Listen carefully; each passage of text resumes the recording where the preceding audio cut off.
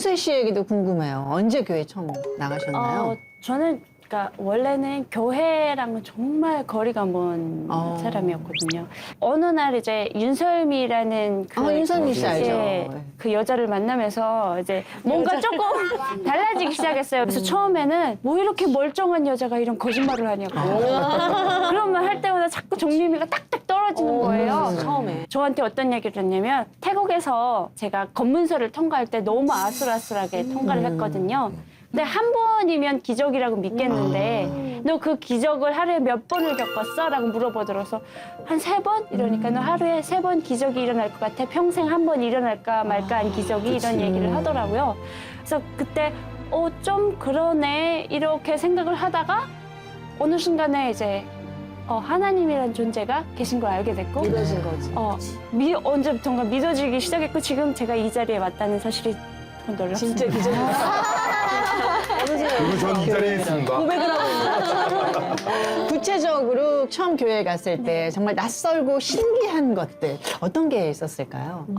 저는 교회 갔는데 헌금을 하시잖아요. 네. 근데 헌금하는 걸 보고 교회도 학원처럼 돈 내고 다녀야 되나라고 생각을 했어요. 설미 언니한테 이렇게 찌르면서 언니 한 달에 얼마를 내야 돼? 라고 귀여워. 라고 물어봤던 적이 있어요. 근데 그게 이제 언니가 얘기를 하는 게 그 건강한 신앙이 있으면 그때 이제 내가 하고 싶은 대로 헌금을 해야 된다라는 얘기를 하더라고요. 그래서 그때부터 이제 살짝 발을 들이기 시작을 했습니다. 그랬구나. 월에 얼마인데. 그러네요.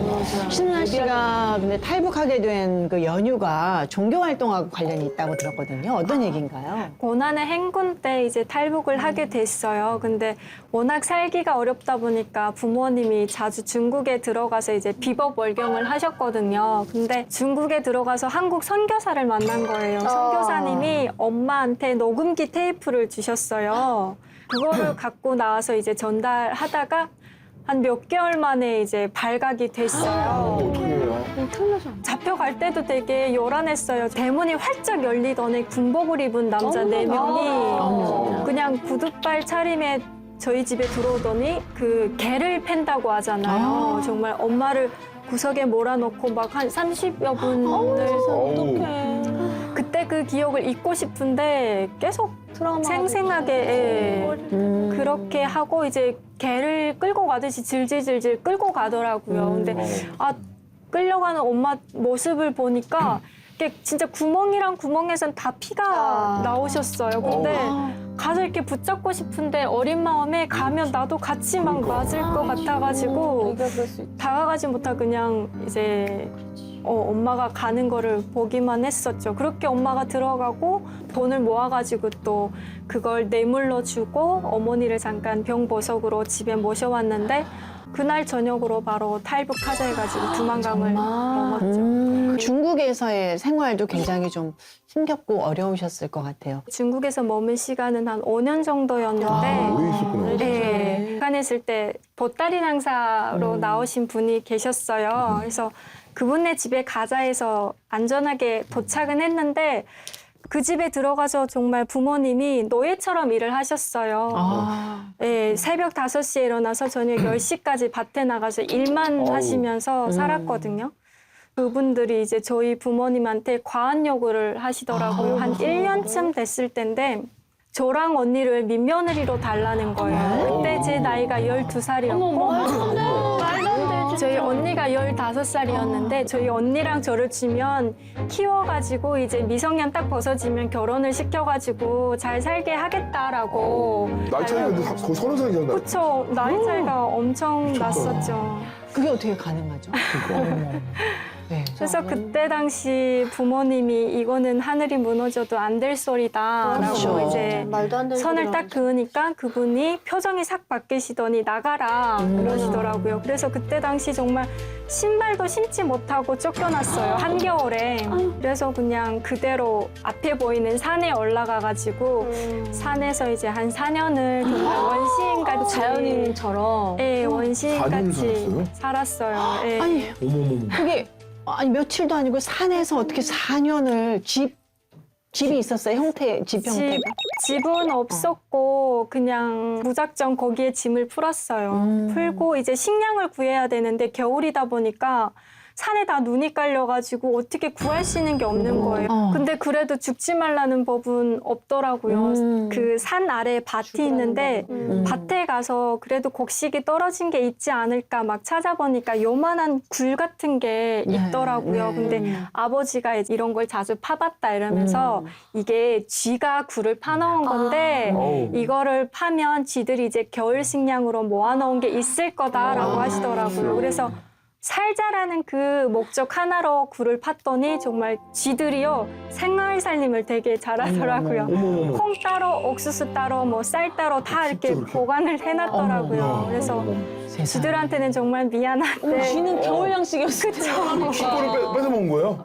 쥐가 뭐 하는 거야? 네, 쥐 식량을 꺼내가지고 그걸로 연명하면서 살았었죠. 아니, 근데 이 산속에서 이 4년을 사는 거는 사실 좀 지금 상상이 안 가거든요. 그러니까요. 뭐 우리나라의 자연인들은 솔직히 그래도 어느 정도 이렇게 같이 수도가 있잖아요. 뭐가 있는데 지금 여기는 아무것도 없는데 야, 근데 이런 상황에서 이 한국에 다시 온다는 것 자체가 저는 기적이라고 생각하는데 어떻게 오신 거예요, 한국으로? 산에서 4년 살다 보니까 그 아랫마을에 소문이 난 거예요. 저 산에 누가 이제- 살고 있다. 네. 근데 그분이 다시 올라오신 거예요. 4년 만에 산에. 네네. 또다시 내보냈죠. 우리 북송되는 한이 있더라도 내 딸은 우리가 지키겠다. 근데 그날 저녁으로 그분들이 내려가서 공안에 신고를 아우, 한 못됐다, 거예요. 진짜 네. 못됐다. 못됐다 진짜. 그렇게까지 사고 그 생각하시니까 그냥 너무 울컥함이 올라오시는 것 같아요. 상상이 안 돼요. 네, 그곳에서의 삶. 아 세상에나. 그래서 언니랑 저랑 북송이 되고 부모님들은요? 그게 그 엄마 아빠는 산에 나무하러 가셨고 언니는 개울가에 빨래하러 가고 산이 정말 조용한데 자동차 소리가 들리는 거예요. 창문을 열고 보니까 거기 공안이 이제 차에서 내리더라고요. 그래서 그 사람들이 올라와가지고 저를 끌고 나가고 이제 부모님은 산에서 나무를 찍는데 그 공안에 끌려가면서 그 부모님이 산에서 나무 찍는 소리가 들리는 거예요. 땅, 땅. 거기서 막 엄마, 아빠 나 살려줘 하고 소리 지르고 싶은데 지르면 이제 엄마, 아버지도 다 북송될 것 같고. 근데 언니가 이제 숨어도 되는데 저 혼자 가면 죽을 것 같더래요. 저 혼자 북한에 나가면. 그래서 같이. 언니가 와가지고 내가 얘 언니니까 같이 같이 잡아 가겠다. 가라고 야, 해가지고 언니. 이제 그렇게 북송이 된 거죠. 둘만. 네, 그렇게 북송돼가지고 부모님이 또 중국에서 이제 저희를 구하겠다고 브로커를 보내신 거예요. 그래서 그 브로커를 만나가지고 2만 넘고 중국에서 그래도 다행히 다시 다 합친 다음에 한국으로 오게 됐죠.